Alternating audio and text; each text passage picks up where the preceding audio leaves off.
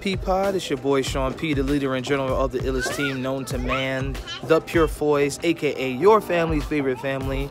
And today is our last day of midwinter break, and we just need to get out of the house. I was getting cabin fever, and I was just tired of just being in the house all day long. So we decided to head on down to Menlo Park Mall and just check some stuff out. We don't have no money to be spending, so this is a sightseeing only trip, but we stopped off in Barnes & Noble and just checking out some stuff. Say hey, Jaden. Hi. What are you up to, man? Nothing, I'm just looking around. Yeah, tell everybody what time you went to bed last night. This morning, sorry. This morning I went to bed at About 4? I don't know, about 4 or 5. 4 or 5 o'clock. Doing what? Playing a game. What game are you playing? What game are you currently playing right now? I was playing 2K. 2K. What is your overall with your player? On 92. Wow, 92. In a short couple weeks, because you've been no-lifing, you've achieved a 92. That's, yo, clap it up for this man. And a 90. And a 90? You have 2 players? And the 80. Daddy, are you And hungry? 80. All right, so he's doing too much. He's got 3 players. Daddy, are you hungry? I am hungry. Eat some food.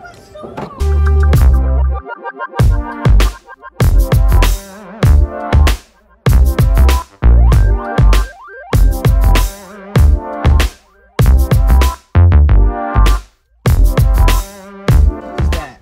Aloud? What color is she? Red. Good job. Give me a high five, man.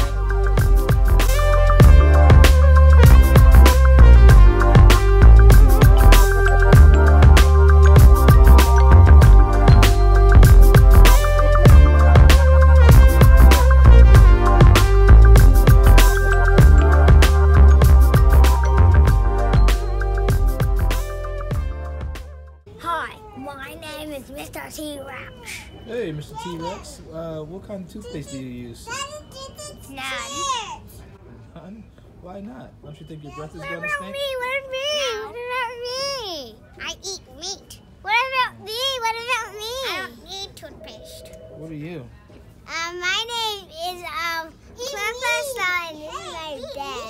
Oh, okay, cool. No. No.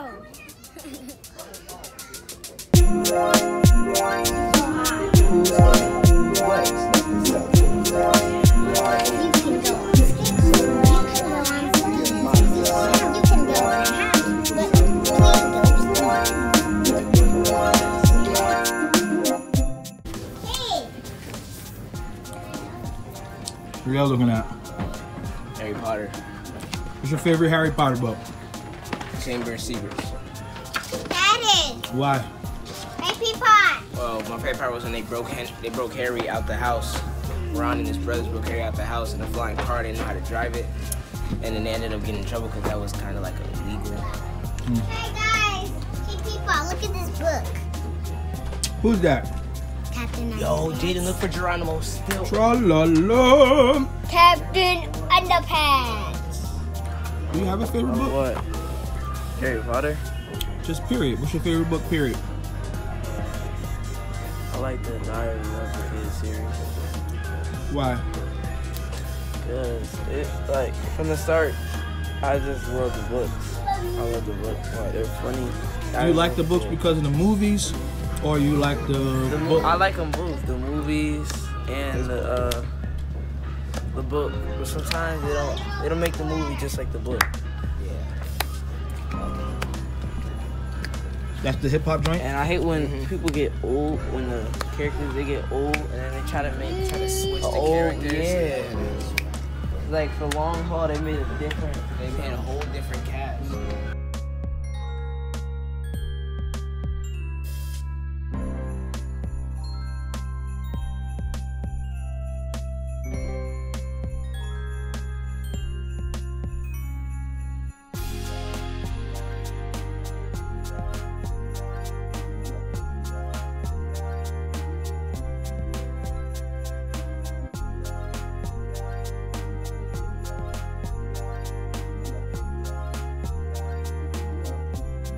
since we in here and we don't ever come in here together as a family, let me read a little something to my babies. To each other. Okay, there we go. Everybody sit down. Take a seat next to me. Hey, what about that? Buddy, come over here. Come over here. Come over here. Sit right here. This is a story Daddy. called Look Up With Me. Neil deGrasse Tyson, A Life Among the Stars. Does anyone know about him? No. Alright, so this would be a great opportunity to learn something about him. On an autumn afternoon in 1958 in the city of New York, on the third planet out from the sun, in the Milky Way galaxy, a little baby boy was born. Neil deGrasse Tyson opened his eyes and there it was. The universe just waiting to be discovered. He kind of looks like you, buddy. Night time. Yeah, it's night time. At first, Neil's world was small. Night time. His building blocks and little books, his yo-yos and gyroscopes. During the days Neil went to school, to the park, and to museums. At night, he looked out the window of his apartment building and saw other buildings, streets, and street lights, and here and there, small bits of sky, until one day, Neil went to New York City's famous Hayden Planetarium. As he sat beneath the high arc of the theater, out went the lights and Shazam! Wowza! Neil's mind was launched into outer space. In a single instant, his world expanded 100 times, 1,000 times, even more. Projected onto the huge dome above his head was the night sky with countless thousands of stars. A gigantic, spectacular, beautiful cosmos Neil never knew existed. And in that moment, his life was changed forever. What do you guys think about that? What do you see, Raylan? Eat time. You see people? Sean, what you see? Eat time. You see what? Eat time. Eat time? What do you see, Buck? I see Saturn and a whole bunch of stars and other planets. What do you see, Jaden? Planets and stars and stuff. Jay? I've been in those before. You just want to Yeah, I'm seeing I want to go to one of those. Yeah, me too. Star. planetarium. Star. Neil started reading everything he could about planets, moons, and stars.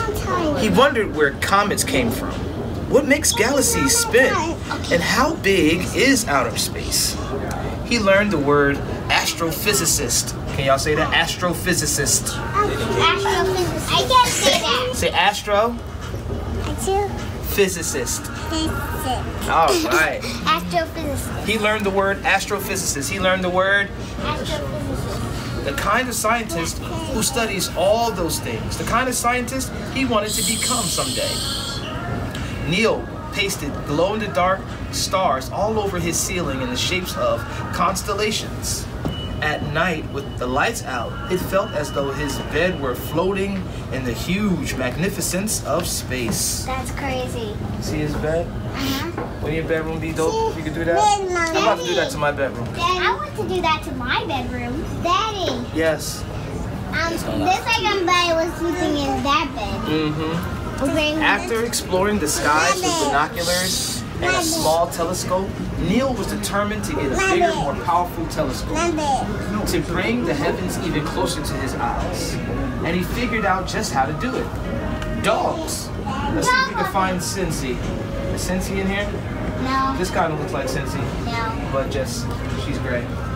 For 2 entire years after school, Neil walked neighborhood dogs. Big ones, small ones, fluffy ones, scruffy ones. At 50 cents a walk, he worked hard and finally got his telescope. What did he do to raise money to get his telescope? Dog walking. Dog walking. Dog walking.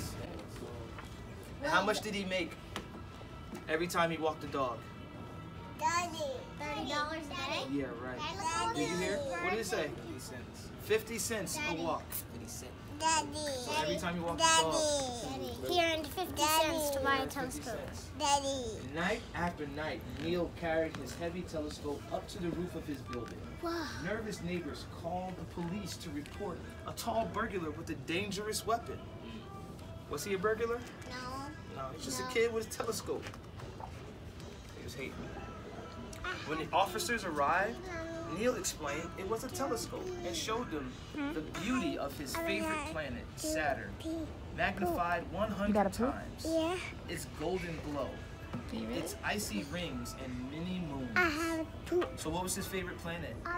You want a lollipop? Saturn was made out of rocks, dust, and I got to poop. Oh, You do? Yeah. you've been studying. Daddy. So although they arrived with fear and suspicion, they left with awe and wonder. Shawnee. Buddy. No. Because of his passion for astronomy, Neil won a scholarship for a voyage across the Atlantic Ocean to view a total solar eclipse. Surrounded by stargazers, researchers, and scientists, Neil was beginning to find his people, his future. So he was really into the stars and space. I want to go to astronomy class. Oh yeah? Then, at only 15, Neil was invited to give his first astronomy lecture.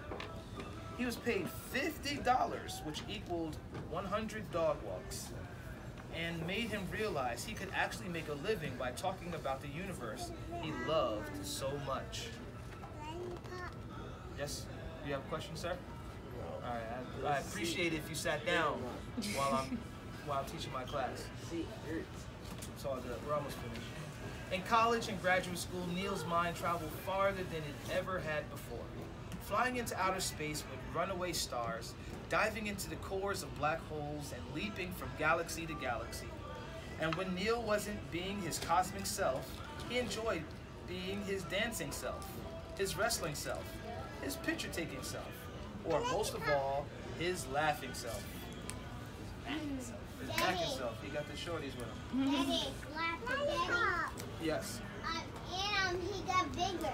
Yeah, he's in college now. When Neil graduated, he made sharing the wonders of the cosmos his world. As a teacher, a researcher, a writer.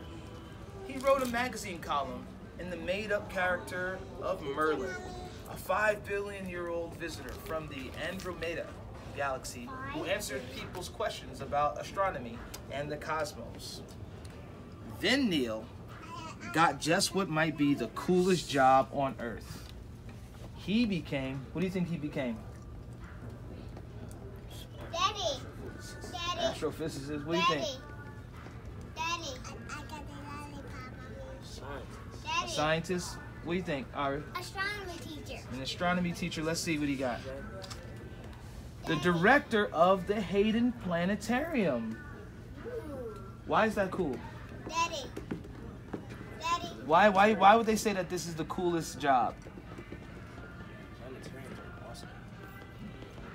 But what's special about this planetarium?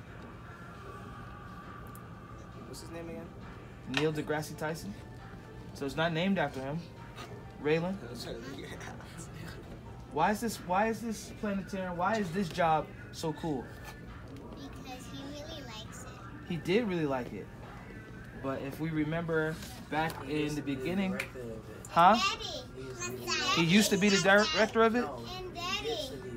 But when he was a kid, this is where he got introduced to the stars and astronomy. So he became the director of the planetarium. In the very place that expanded Neil's world so many years before, it became his turn to expand ours. Today, in his dazzling sky shows, Neil takes us to the edges of the universe, inside the center of stars, and back to the beginning of time. I think it's cool because he gets to see the planets and stuff every day. Neil believes everyone should have their mind blown at least once a day, and he does his best to make sure that happens. Why would he want Daddy. His mind to blow up?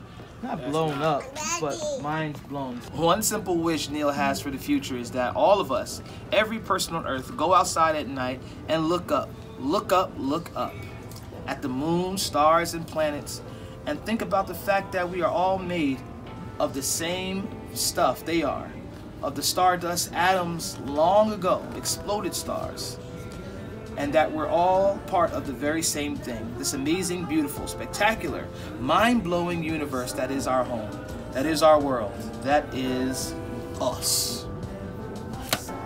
The end. I don't get a hand clap, nothing. I'll just go back and throw some roses on the stage. You know?